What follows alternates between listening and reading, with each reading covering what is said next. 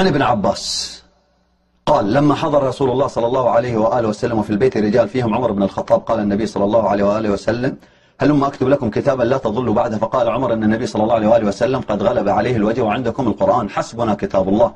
فاختلف أهل البيت فاختصموا، منهم من يقول قربوا يكتب لكم النبي صلى الله عليه وسلم كتابا لن تضلوا بعده، ومنهم من يقول ما قال عمر.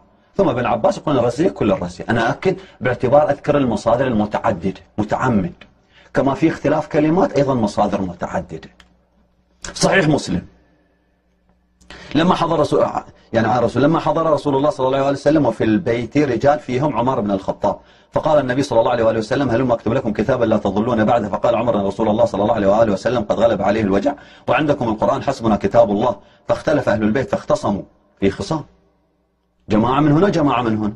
فمنهم من يقول قربوا يكتب لكم رسول الله صلى الله عليه وآله، يستجاب للرسول يقول خلاص يكتب، سمعنا وطاعة يا رسول الله، يكتب لكم كتابا لن تضلوا بعده، ما في ضلال. ومنهم من يقول ما قال عمر، وفي جماعة صحابة على رأسهم عمر. إذن هناك الرسول يقابله عمر، هناك صحابة يتبعون الرسول، هناك صحابة يتبعون عمر، جبهتان متضادتان، جبهتان متناقضتان. وبعدين الرزية كل الرزية كما قال ابن عباس. مسند أحمد بن حنبل اجي الرسول اشتد عليه الوجع أو في وجعه قال ائتوني أكتب لكم كتابا لا تضلوا بعده أبدا. فتنازعوا ولا ينبغي عند نبي تنازع. فقالوا ما شأنه أهجر، ارتقت اللغة الآن. ما قالوا هنا قال عمر ما شأنه استفهام، أول شيء غلبه الوجع صعدت بدرجة، ما شأنه نستفهم غلبه الوجع، عفوا ما شأنه أهجر يعني يهذي. القرآن يقول ما ينطق عن الهوى، ما يقرأوا القرآن هؤلاء، يكفروا بالقرآن. ما أتاكم الرسول فخذوه. ما أدري من أي نبي من الأنبياء هجر، إحنا ما ندري. ما أدري أي نبي من الأنبياء صار يهذي، ما ندري، ما سامعين في التاريخ. بس الرسول يهذي، بس الرسول ما شأنه هجر. هذول مو الصحابة وكبار الصحابة وعلى رأسهم عمر. لأن كنا هناك فريقان، إذن الفريق الذي قال ما شأنه هجر هو فريق الذي يترأسه عمر. واضح؟ فتح عقولنا. فقالوا ما شأنه أهجر. قال سفيان يعني هذا اللي يهذي يعني يخرف، تكلم كلام لا ما له معنى، ما الرسول هذا. هذول صحابة بعد انتم ما نحكي عليهم يتهمون الرسول بالهذيان. هنا استفهام بعدها، هنا استفهام، اسألوا أهجر ننطقوا. فذهبوا يعيدون عليه فقال دعوني فالذي أنا فيه خير مما تدعوني إليه. بعد تاريخ الطبري فقال ائتوني أكتب لكم كتابا لا تضلوا بعدي أبدا. فتنازعوا ولا ينبغي عند نبي أن يتنازع.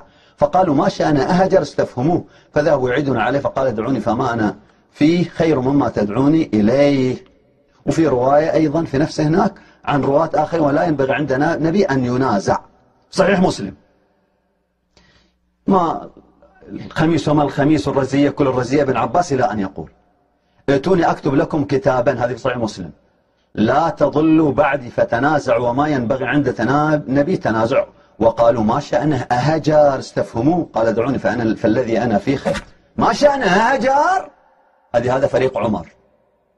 كل هذه الروايات ما قالوا عمر، ها قالوا، بس واضح هناك فريقان، فريق يؤيد الرسول وفريق يؤيد عمر. جماعة قالوا قربوا له يكتب لكم، هذا فريق الهدى. هناك فريق كان يمنع على رأسهم عمر، ويبين الآن بيجي أيضا تأكد أن عمر كان يمنع. صحيح البخاري فقال رسول الله صلى الله عليه وسلم ائتوني أكتب لكم كتابا لن تضلوا بعده أبدا. فتنازعوا ولا ينبغي عند نبي تنازع. فقالوا ما شأن هجر استفهموه. فذهبوا يردون عليه فقال دعوني فالذي أنا فيه خير مما تدعوني إليه. تاريخ الطبري ائتوني باللوح والدواء أو الكتف والدوات أكتب لكم كتابا لا تضلون بعده. قال فقالوا جماعة الفريق الثاني عمر وجماعته فقالوا إن رسول الله يهجر. ارتقت اللغة، مو هجر استفهموه، لا لا لا، ثبتوا الرسول يهجر. اشتد عليه الوجع أولا، استفهموها هجر، لا لا عندكم يهجر، خلاص سلمنا. هذا فريق على رأسهم عمر. صحيح مسلم ائتوني بالكتف والدواء واللوح والدواء أكتب لكم كتابا لن تضلوا بعد أبدا. فقال رسول الله صلى الله عليه وآله وسلم يهجر. مسند أحمد بن حنبل. ائتوني باللوح والدواء والكتف أكتب لكم كتابا لا تضلوا بعد أبدا. فقال رسول الله صلى الله عليه وآله وسلم يهجر. تهموا بالهجران. صحيح البخاري. ائتوني بكتاب أكتب لكم كتابا لن تضلوا بعد أبدا. فتنازعوا لا ينبغي عند النبي تنازع. فقالوا هجر. مو يهجر خلاص انتهى. يهجر ذاك لا لا لا سلموا ثبتوها. هناك يهجر يعني يهجر يهذي ممكن يرجع. لا لا لا هجر الرسول خلاص انتهى. شوف المرحلة الرابعة. هاجر رسول الله صلى الله عليه وآله. قال دعوني فالذي أنا فيه خير مما تدعونني إليه. شوفوا اشتد عليه الوجه. استفهموها هجر يهجر. لا لا لا هاجر الرسول. وش بعد يكتب إذا قالوا كتاب. رجل مخرف كتب كتاب ناخذ به وفي أثناء تخريفه ما ينفع الكتاب يلعبوا به. إذن احنا خلينا نجي نحلل قسم من هذه الأمور. ائتوني بكتاب أكتب لكم كتابا لن تضلوا بعده أبدا. فتنازعوا ولا ينبغي عند النبي التنازع. فقالوا هجر رسول الله. هذا آخر حديث. تحصل في كتاب البخاري موجود هذه الرواية كتاب الجهاد في باب جوائز الوفد، كتاب الجزية باب إخراج اليهود من جزيرة العرب، في مسلم كتاب الوصية باب ترك الوصية لمن ليس عنده شيء، في مسند أحمد كل موجودين. هاي رواية هجر. انجي وش كان يريد الرسول يكتب؟ ائتوني بصحيفة ودوات أكتب لكم كتابا لن تضلوا من بعده أبدا. فقالوا النسوة من وراء الستر ألا تسمعون ما يقول رسول الله صلى الله عليه وآله وسلم. حتى نبينها في كل هذه الأحداث. قالوا هجر أهجر يهجر. من اللي منع؟ قال عمر إن كنا صواحبات يوسف إذا مرض رسول الله عصرتن أعينكن وإذا صح ركبتن عنقه. يقول إذا مرض الرسول قمتوا تصيحوا وإذا صح ركبتوه على راسه تضغطوا عليه تتحكموا فيه. فقال رسول الله دعوهن فإنهن خير منكم. من عمر وجماعته يقول هذول النسوة اللي يقولوا خير منكم. طبعا جماعة يقول الرسول يكتب أكو قسم من النسوة إذن يعني أم سلمة. في روايات أخرى أم سلمة قال قربوا للرسول هذه أم سلمة. قال النبي يقول أم سلمة أفضل منك يا عمر ومن جماعتك. وش تريدوا؟ هذه رواية موجودة. راجع ابن سعد في الطبقات. زين احنا نريد الآن نجي. إذن الفريقان الذي حال بين الرسول وكتابة الكتاب هو عمر ومن معه من الأصحاب. أكو من الأصحاب ومنهم النسوة أم سلمة وغيرها كانوا يريد الرسول يكتب. شنو يريد الرسول يكتب؟ قال قبيل موته ائتوني بدوات وبياض لأزيل عنكم إشكال الأمر. لا تصير عندكم من هو يصير خليفة وأذكر لكم المستحق لها بعدي. من هو الذي يستحق الخلافة بعدي؟ قال عمر دعوا الرجل فإنه ليهجر. هنا عمر يقول جابه قال عمر ليهجر. كل الروايات السابقة قالوا لم يكن فيها هجران قالوا ما قالوا قال عمر قال. بس واضح من خلال كل الروايات من هو الذي قال. نجمع الروايات نقول مو أغبياء. هناك فريقان. فريق يريد الرسول يكتب فريق يمنع الرسول يحول بين الرسول. وهناك روايات تقول حال عمر بينه وبين رسول الله أن يكتب الكتاب. وأذكر لكم المستحق لها بعدي. قال عمر دعوا الرجل فإنه ليهجر. يعني يهجر يعني يهثو. راجع كتاب الإمام الغزالي سر العالمين وكشف ما في الدارين. وراجع كتاب صفط بن الجوزي تذكرة الخواص. زين. وراجع أيضا مال كتاب الغزالي سر العالم وكشف ما في الدارين المسمى بالسر المكنون أيضا كتاب ثاني نفس الكتاب بس بعنوان ثاني. راجع. إذن هناك فريقان. فريق على رأسه عمر منع الرسول من كتابة الكتاب في كلام. ولذلك جاء بايع. ما أدري عمر ليش بايع أبو بكر. أبو بكر قال هذول عمر أو عبد الرحمن بن عوف بسطوا يديك. عمر قال أبو بكر. ما أدري منو الأولى عمر لأبو بكر لو هي لعبة. ما أدري أبو بكر ما مات الرسول اللي يقول مات هو منافق ذهب إلى ربه وسيعود. قبل أنت تصيح تبكي تقول ما بعد الكمال للنقصان. مؤامرة محبوكة هذه كلها في كتبهم. بعد وفاة الرسول أعلنوها. الرسول ما ترك، ما خلى، حطوا خليفة، نصبوا أبو بكر، جودوا الإمام علي برقبته من الحبال. هذا الانقلاب. مو كم واحد ما دفع الزكاة قالوا ردة، هذه اللعبة. قلت ما ناس ما دفعوا الزكاة في عهد الرسول ما حاربهم الرسول وما أمر بحربهم، والرسول فيه رواية موجودة ينقلها السنة. هناك من يقاتل على التأويل كما يقاتل على التنزيل. أبو بكر قال أنا يا رسول، قال لا. عمر قال أنا يا رسول، قال لا، قال إنما هو خاصف النعم. يعني حرب بكر ماذا؟ على التنزيل، انتهى التنزيل، كمل. على تأويل القرآن ما في. الذي يحارب على تأويل القرآن هو علي بن أبي طالب، الذي حاربته عائشة والزبير وطلحة ومعاوية، هذول كلهم من الأصحاب وغيرهم من الأصحاب. هذول اللي حاربوا علي، وعلي حاربوا على التأويل، وحاربوا علي حربوا لرسوله. من حرب لمن حاربتم وسلم لمن سالمتم. هذا مو تاريخ. وبعدين تجي تقول ما عندنا موقف الأصحاب. عندنا، لكن من الذي يدعم هذا الموقف مال الأصحاب وعدالة الصحابة؟ السلطات السياسية. السلطة السياسية هي التي تريد أن تبقي نظام الظلم، لذلك الحثالة من الناس، لذلك بالتالي يشعلون الفتن. احنا مو هذا معناته حتى نقول والله وحدة الأمة وما شابه ونغض عن الحق، لا لا لا. وحدة الأمة مو أولى من بيان الحقيقة إلا إذا كانت وحدة الخلاف اللي بيصير في وحدة الأمة بيهدد قيم السماء. وإلا الرسول جاء حارب الأب وأبيه والأخ وأخيه، اعتصموا بحبل الله. هذا الاعتصام، هذه الوحدة. إذا كانت كلمة الحق تهدد قيم السماء، تهدد التوحيد، هناك نسكت حفظا لوحدة الأمة، مو باعتبار وحدة الأمة ذاتها. وحدة الأمة باعتبار أن وحدتها تحافظ على القيم. أما أن تبقى هذه شعار ويستغل لإخفاء الحقيقة، لا. لذلك لابد أن ندعو كل الناس للتشيع. والله لا تدعو ويطلع لي هذا أي عالم ده سفيه. دولة كلها سنة ما يجوز أن تبشر بالتشيع. تفضل ناقشني، قل هاتوا برهانكم. احنا مناطق شيعة، تعال تفضل، ما عندنا مانع، نحن نتحدى. هذه مناطقنا الشيعة، نجيب العالم السني يتكلم بملء فيه ويناقشه، صغارنا يناقشونه ويلجمونه، وما عندنا مانع. خل علماءنا يروحوا هناك يتكلموا، بنشوف. يلا، صاحب الحق لا يخاف من الكلمة، لأنهم على باطل. الباطل يحتاج إلى السلاح، الباطل يحتاج إلى السلطة السياسية. الحق هو غني بذاته. ولذلك احنا نقول في وفاة الرسول لابد نذكر هذه الحقيقة. وأنا عندي دعاء للسنة أدعوهم إلى التشيع. التشيع هو طريق الجنة. التشيع هو مذهب الحق، هو الإسلام الحقيقي، منهج أهل البيت. ما أتاكم الرسول فخذوه. هذا أبو بكر وعمر نهبوا اغتصبوا الخلافة من علي بن أبي طالب، ومن بعدهم عثمان اغتصبوا الخلافة، ومعاوية حارب عليا، وعمر جر عليا من رقبته بالحبال. قل لي تاريخ، لا أقول هذا التاريخ يثبت الحقيقة. وكسر ضلع الزهرة.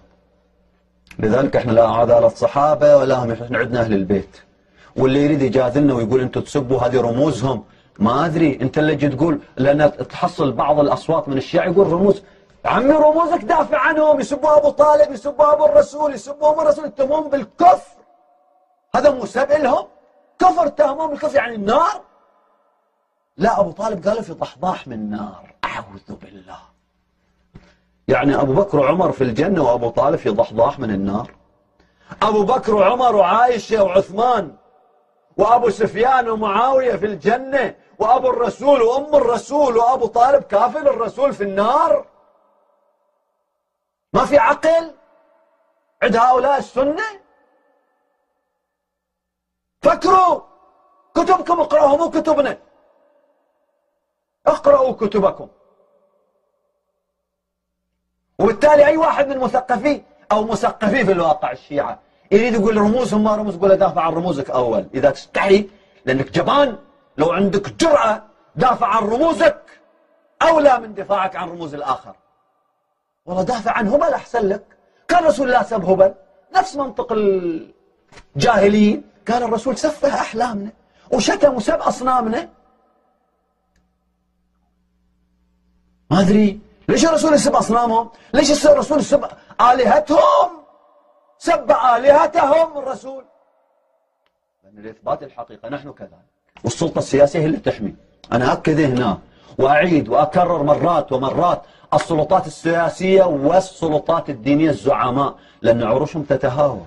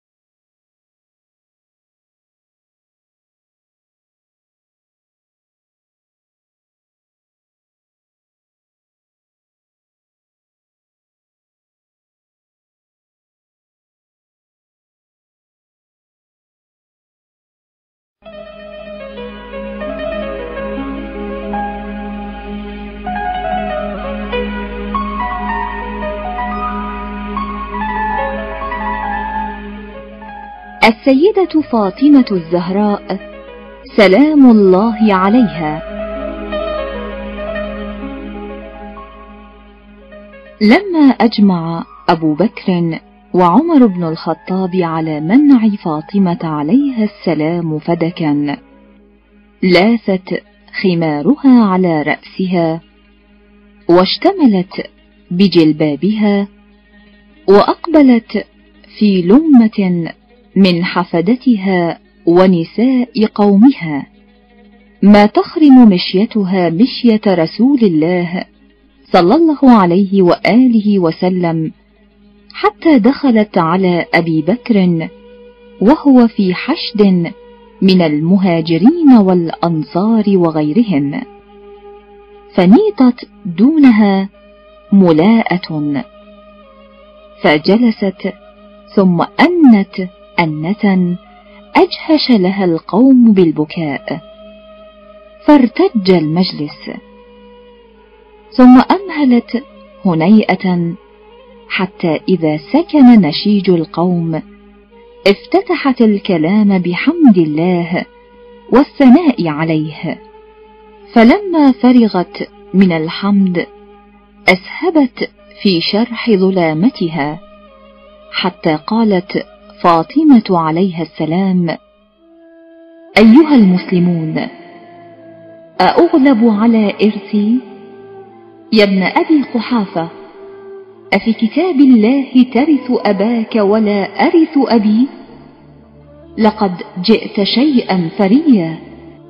يا حبيبة محمد، ما فعلنا إلا ما علمنا، ولقد سمعت أنا رسول الله قال: نحن معاشر الأنبياء لا نورث، ما تركناه صدقة.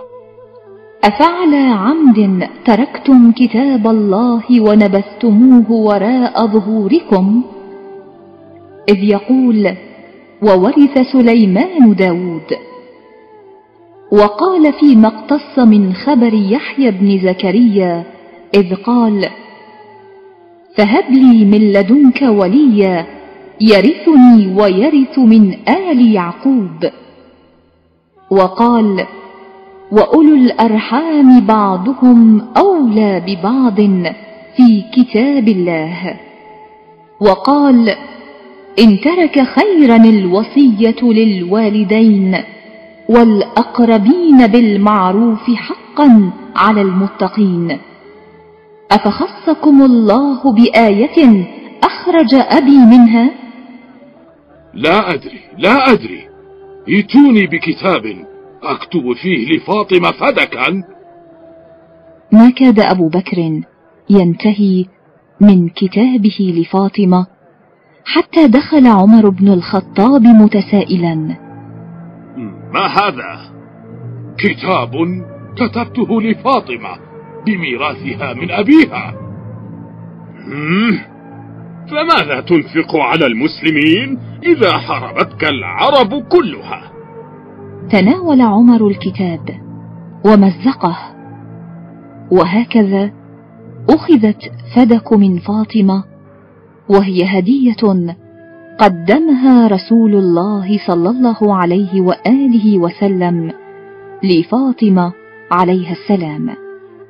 وفدك مما أفاء الله على رسوله، وهي الأموال التي يحصل عليها الرسول دون أن يقاتل المسلمون بحرب أو غزوة، وهي من الفيء، وهو ملك خالص للرسول بنص القرآن الذي يقول: ما أفاء الله على رسوله منهم فما أوجفتم عليه من خيل ولا ركاب ولكن الله يسلط رسله على من يشاء والله على كل شيء قدير.